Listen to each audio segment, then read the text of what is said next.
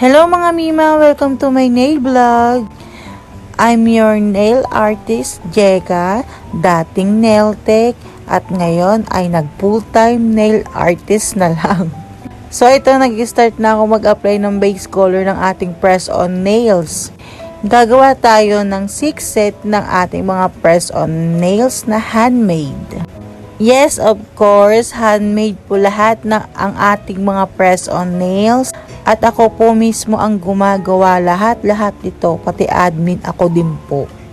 So kung nakikita nyo sa video at ayan, naka timeslap na siya kasi sobrang tagal naman gawin yan kung di natin ita-timeslap yan mga mima ko.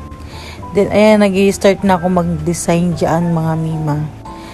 So yung ating elegant nails ay naka-promo mga mima ko. Kung gusto nyo siya i-try at gusto nyo makita sa personal, i-check out nyo na mga mima.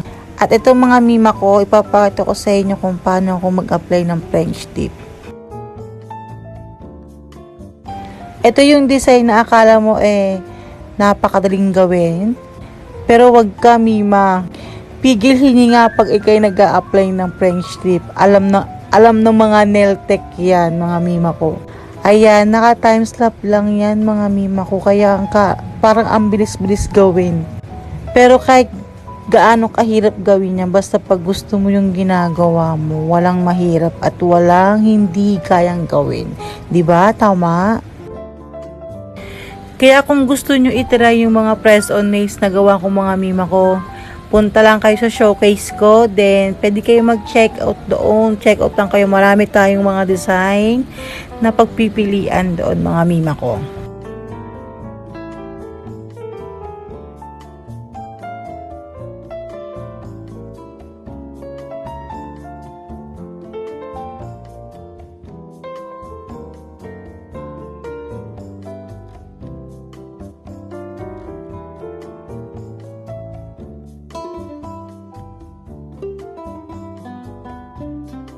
At ito yung final look ni Elegant Latina. Ayan, di ba ang ganda? Super pretty niya. Ito na yung 6 set na order sa atin dito sa TikTok mga mima. So, sa mga umorder mga mima ko, thank you so much. At yung iba dito ay repeat order.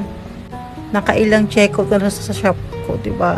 Thank you po. Then ito may umorder sa atin, isang customer, 3 set ang in-order niya. Ayan.